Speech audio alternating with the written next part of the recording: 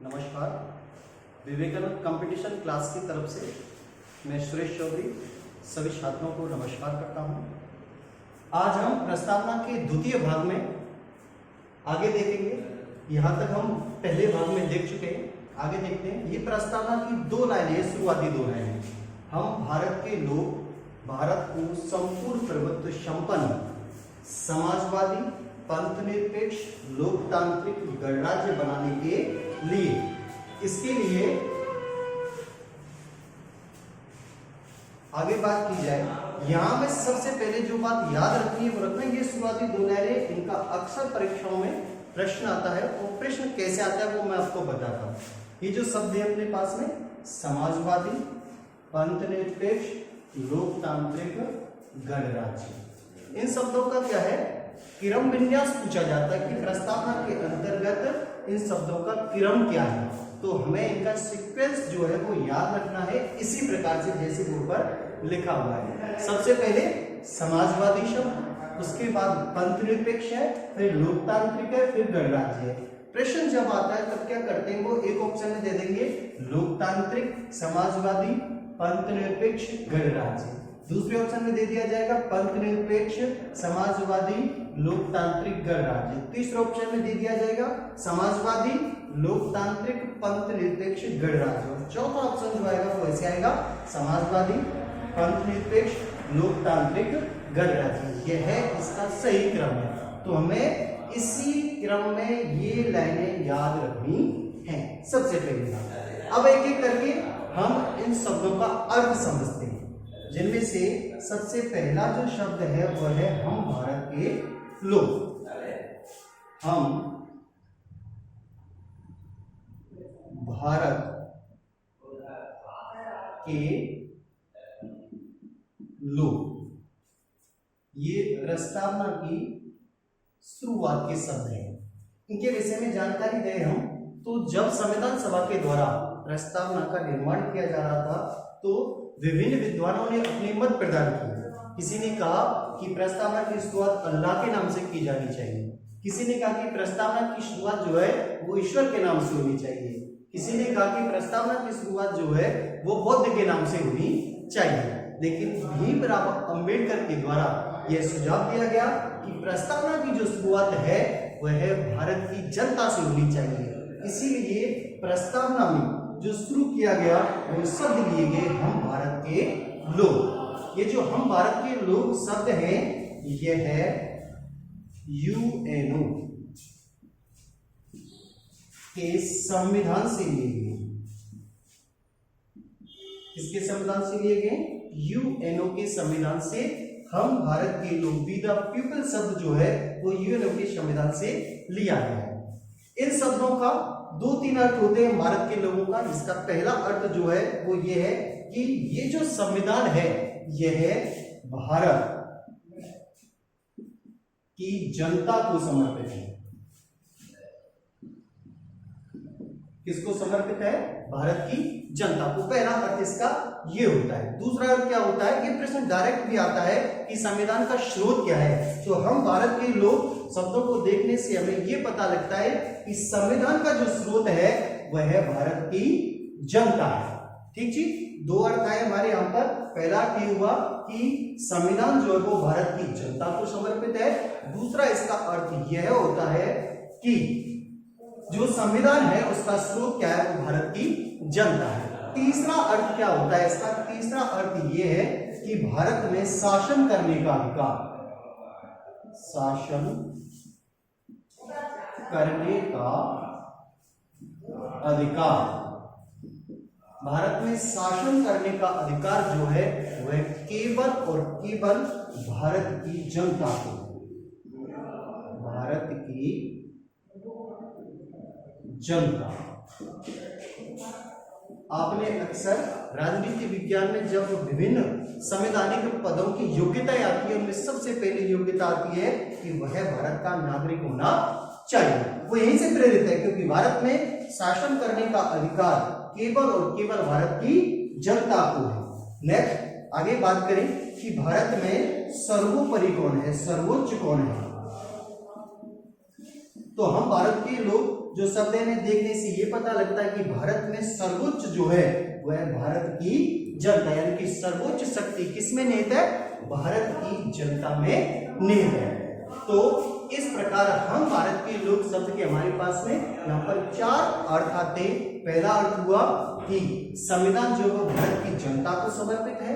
दूसरा अर्थ ये हुआ कि संविधान का जो स्रोत है, संविधान का स्रोत क्या है? भारत की जनता। नेक्स्ट अगला आता है भारत में शासन करने का अधिकार किसका है? केवल भारतीयों का। और भारत में जो सर्वोच्च शक्ति है वो किसमें निहित है? वह भारत की जनता में निहित है। यह हुआ हमारा पहला शब्द। आगे हम बात करते हैं अगले शब्द पर। तो अगला शब्द आता है अपना संपूर्ण प्रभुत्व संपन्न। तो प्रभुत्व संपन्न का अर्थ क्या होता है? प्रभुत्व संपन्न।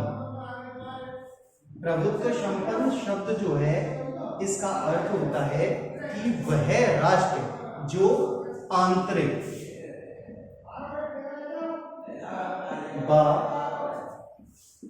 बाहरी प्रकार से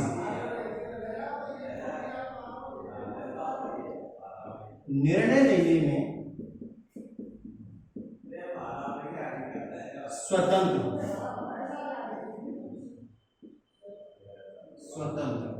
तो संपूर्ण प्रभुत्व संपन्न शब्द का अर्थ है कि ऐसा राष्ट्र जो आंतरिक व बाहरी प्रकार से निर्णय लेने के लिए स्वतंत्र हो। वर्तमान समय में हमारी सरकार का जो प्रतिनिधित्व किया जा रहा है या भारत का जो प्रतिनिधित्व किया जा रहा है वह नरेंद्र मोदी जी के द्वारा किया जा रहा है। वर्तमान समय में भारत जो है वो संपूर्ण प्रभुत्व संपन्न राष्ट्र है और नरेंद्र मोदी जो है वो आंतरिक या बाहरी प्रकार से जो भी निर्णय लेंगे वह स्वयं या अपनी सरकार की इच्छा के पर्याय से लेंगे, ना कि अमेरिका के कहने से, इंग्लैंड के कहने से या किसी अन्य देश के कहने से, क्योंकि भारत एक संपूर्ण प्रभुत्व संपन्न राष्ट्र है। तो संपूर्ण प्रभुत्व संपन्न का अर्थ क्या होगा? वह राष्ट्र जो आंतरिक व बाहरी प्रकार से निर्णय लेने में कैसा हो? स्वतंत्र। अगला शब्द आता है अपना समाजवादी। अगला शब्द है समाजवादी।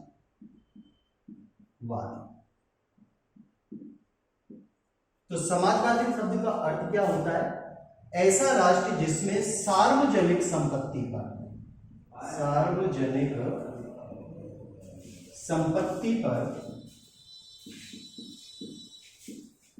सरकार का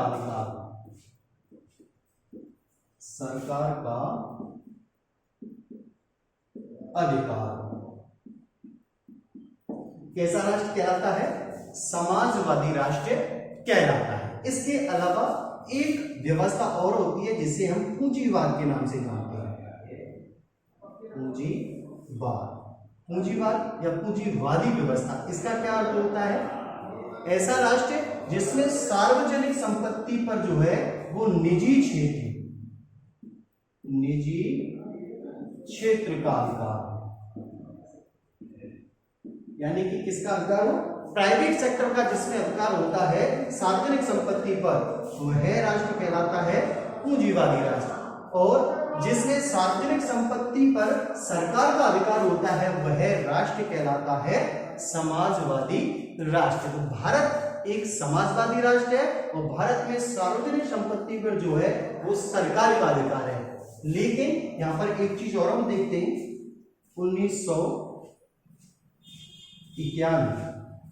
1991 में भारत में आर्थिक मंदी का दौर आया और भारत के द्वारा नई अवधारणा को अपनाया गया जिसमें भूमंडलीकरण था, निजीकरण था। इसके तहत जो था वो भारत धीरे धीरे करके निजी क्षेत्रों को कुछ सार्वजनिक जो उपक्रम थे उनको निजी क्षेत्रों के लिए प्रदान किया गया। तो 1991 से भारत धीरे धीरे जो है वो पूंजीवाद की ओर अग्रसर हो रहा है। लेकिन मूलतः आज भी भारत जो है वह एक समाजवादी राष्ट्र है। नेक्स्ट आगे बात की जाए, अगला अपना जो शब्द आता है वह शब्द है पंथ निरपेक्ष। पंथ निरपेक्ष। पंथ निरपेक्ष शब्द का क्या अर्थ होता है? पंथ निरपेक्ष शब्द का अर्थ होता है कि राज्य का अपना कोई पंथ नहीं होगा। राज्य का अपना कोई भी पंथ या धर्म नहीं होगा। राज्य की नजर में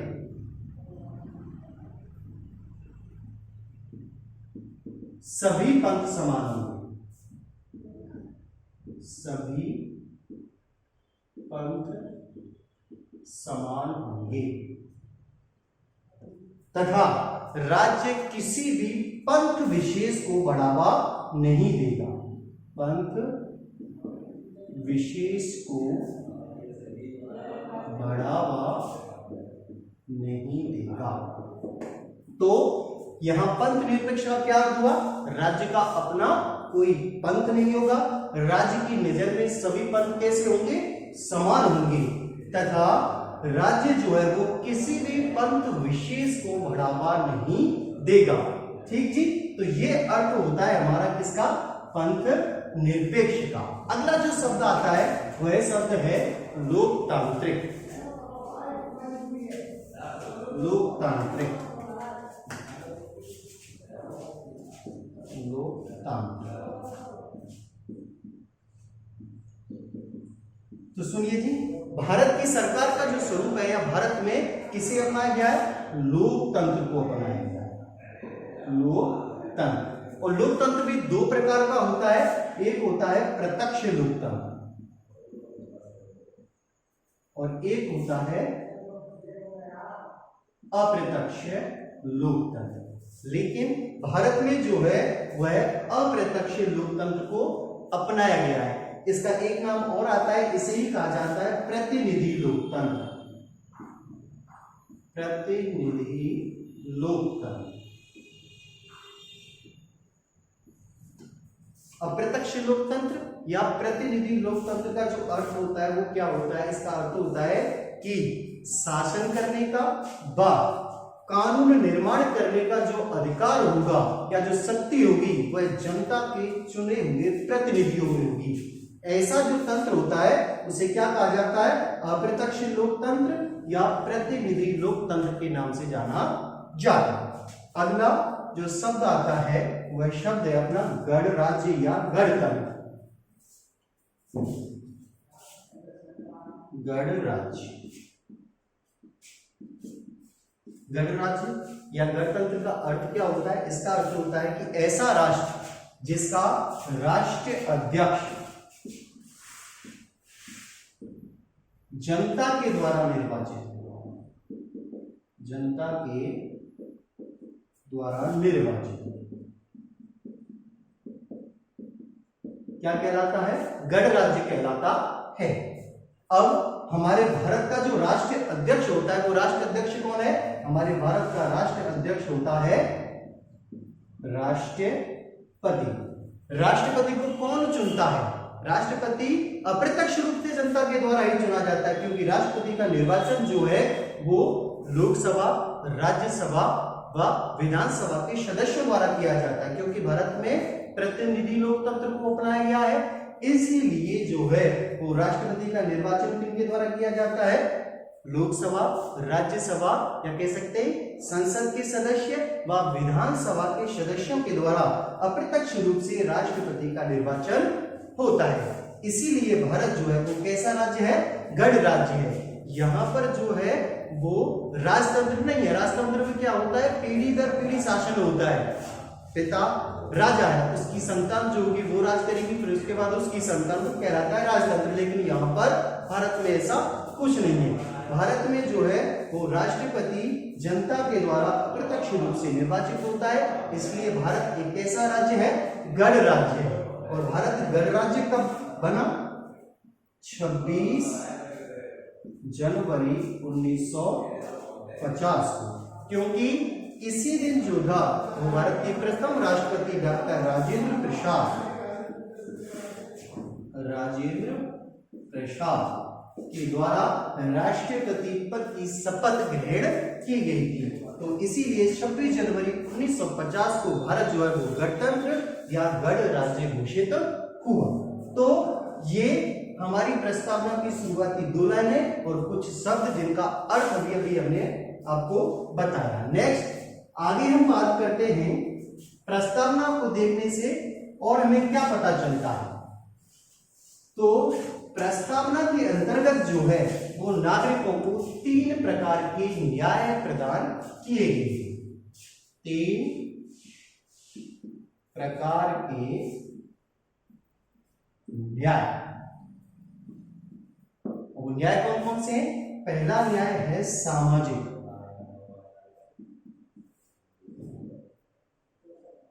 दूसरा है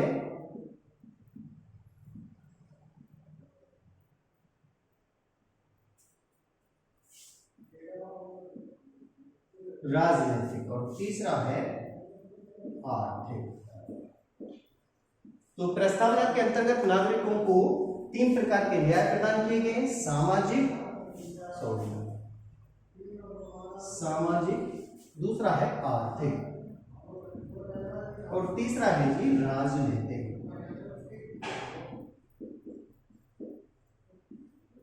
अब आप सोच रहे होंगे इससे क्या फर्क हुआ? पहले आर्थिक यहां पर था तीसरे नंबर पर और राजनीतिक आ गया तीसरे नंबर पर। बहुत फर्क है, बताऊंगा आगे। तो 3 प्रकार के न्याय, सामाजिक, आर्थिक और राजनीतिक।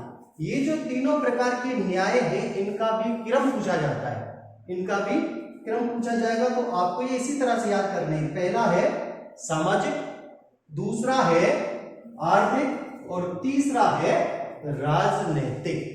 ठीक जी, तो इनका क्रम याद रखना है। पहले सामाजिक, फिर आएगा आर्थिक, फिर आएगा राजनीतिक।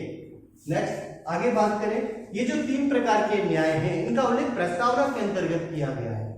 इन तीनों प्रकार के न्यायों का उल्लेख, ऐसे भी प्रश्न आ चुका है परीक्षा में कि सामाजिक, आर्थिक या राजनीतिक, इन तीनों प्रकार के न्यायों का उल्लेख प्रस्तावना के अलावा संविधान में और कहां पर किया गया है? तो संविधान का भाग है 4 जिसमें उल्लेखित किए गए हैं नीति निर्देशक तत्व।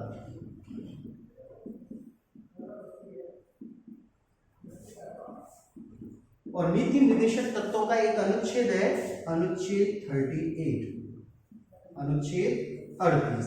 और इस अनुच्छेद 38 के अंतर्गत भी सामाजिक, आर्थिक व राजनीतिक तीनों प्रकार के न्यायों का उल्लेख किया गया है। तो 3 प्रकार के न्याय, सामाजिक, आर्थिक, राजनीतिक, प्रस्तावना के अंतर्गत भी उल्लेखित किए गए हैं। और यही तीनों प्रकार के न्यायों का उल्लेख जो है वो भाग 4 में नीति निर्देशक तत्वों के अनुच्छेद 38 के अंतर्गत भी उल्लेखित किए गए हैं। नेक्स्ट आगे बात की जाए तो प्रस्तावना के अंतर्गत जो है वो नागरिकों को 5 प्रकार की स्वतंत्रताएं प्रदान की गई।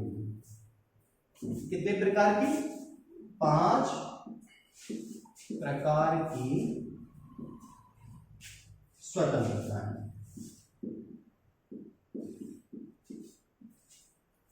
पहली जो स्वतंत्रता है वो है विचार,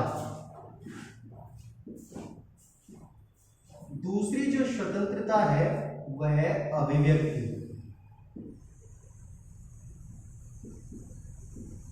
तीसरी है विश्वास, चौथी है धर्म और 5वीं है उपासना। तो प्रस्तावना के अंतर्गत नागरिकों को 5 प्रकार की स्वतंत्रताएं प्रदान की गई हैं। कौन कौन सी हैं? पहली है विचार, दूसरी है अभिव्यक्ति, तीसरी है विश्वास, चौथी है धर्म और 5वीं है उपासना। लेकिन यहां पर भी हमें एक चीज का याद रखना है, ये प्रश्न आता है अक्सर कई परीक्षा में पूछा भी गया है कि प्रस्तावना के अंतर्गत जो है प्रदान की गई स्वतंत्रताओं का सही क्रम क्या है। तो हमें ये इसी क्रम में याद रखनी होंगी। पहली विचार है, दूसरी अभिव्यक्ति है, तीसरी विश्वास है, चौथी धर्म है और 5वीं जो स्वतंत्रता है वह है उपासना है। तो विचार, अभिव्यक्ति, विश्वास, धर्म, उपासना।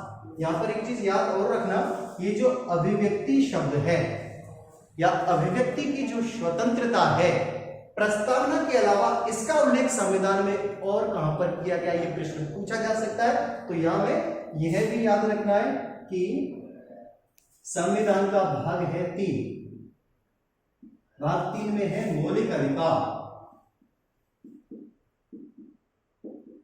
मौलिक अधिकार, वो मौलिक अधिकारों का जो अनुच्छेद है, अनुच्छेद 19 फर्स्ट, अनुच्छेद 19(1) के अंतर्गत भी अभिव्यक्ति की स्वतंत्रता का उल्लेख किया गया है। अब आप पूछेंगे अभिव्यक्ति आखिरकार है क्या, इस शब्द का क्या अर्थ होता है? तो अभिव्यक्ति का अर्थ होता है हमारे आंतरिक मन में जो भाव आते हैं उन्हें प्रकट करने का जो माध्यम होता है, वह माध्यम क्या कहलाता है? अभिव्यक्ति कहलाता है। कोई चित्रकार है तो उसके आंतरिक भाव में यदि कोई चित्र आया है तो वो उसे क्या करेगा? चित्र बना करके प्रकट करेगा। कोई भी कवि है उसके आंतरिक भाव में तो वह उन्हें कैसे प्रकट करेगा? वो कविता लिख करके या बोल करके अपने भावों को व्यक्त करेगा। ठीक जी। तो हमारे आंतरिक मन में जो भी भाव आते हैं उन्हें प्रकट करने का जो माध्यम होता है, वह माध्यम ही क्या कहलाता है? अभिव्यक्ति कहलाता है। अब किसी के खुशी का मौका, कोई भी खुशी का मौका हो सकता है। ठीक जी। कोई क्या करेगा? मिठाई बांट के खुशी व्यक्त करेगा, कोई गा करके करेगा, कोई डीजे लगा लेगा, घर पे धुआंधार डांस चलेगा, सब कोई डांस करके व्यक्त करेगा। तो वो क्या है? वो उसके आंतरिक भाव है और वह उन्हें व्यक्त करने के विभिन्न माध्यम है। तो हमारे आंतरिक भावों को व्यक्त करने के जो विभिन्न माध्यम होते हैं, वह माध्यम क्या कहलाते हैं? अभिव्यक्ति कहलाते हैं। और अभिव्यक्ति की स्वतंत्रता का उल्लेख एक तो अपने प्रस्तावना के अंतर्गत किया गया है और एक संविधान की भाग 3 में मौलिक अधिकारों के अंतर्गत अनुच्छेद 19(1) में किया गया है। नेक्स्ट आगे बात करें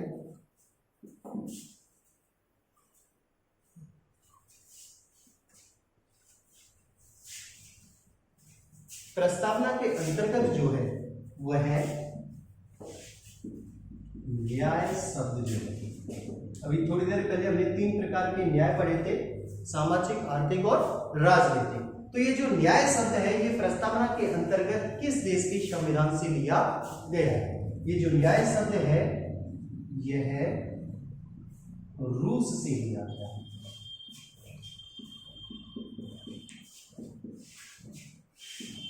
कहां से लिया गया है? रूस से लिया गया है। नेक्स्ट आगे बात करें, प्रस्तावना के अंतर्गत नागरिकों को 2 प्रकार की समानता प्रदान की गई। कितने प्रकार की समानता है? 2 प्रकार की समानता है। कौन कौन सी है? पहली है अवसर की समानता और दूसरी है प्रतिष्ठा। तो प्रस्तावना के अंतर्गत कितने प्रकार की समानता प्रदान की गई है? 2 प्रकार की, अवसर व प्रतिष्ठा। तो नेक्स्ट आगे बात की जाए, प्रस्तावना के अंतर्गत जो है वो स्वतंत्रता, समानता व बंधुत्व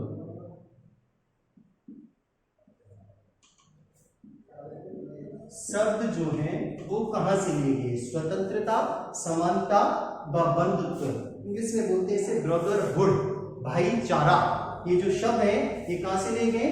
ये फ्रांस से लिए गए। फ्रांस की जो क्रांति थी उनका ये नारा था स्वतंत्रता, समानता व बंधुत्व, और वहां से प्रस्तावना के अंतर्गत इन शब्दों को लिया गया है। तो स्वतंत्रता, समानता व बंधुत्व शब्द कहां से लिए गए? फ्रांस से लिए गए।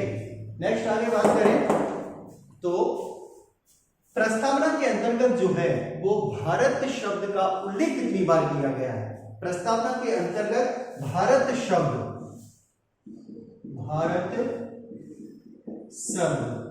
का उल्लेख जो है वह 2 बार किया गया है। कितनी बार किया गया है? 2 बार। शुरुआत की जो लाइनें हमने देखी थी, हम भारत के लोग, भारत को संपूर्ण प्रभुत्व संपन्न। तो प्रस्तावना के अंतर्गत जो है वह भारत शब्द का प्रयोग 2 बार किया गया। ठीक जी।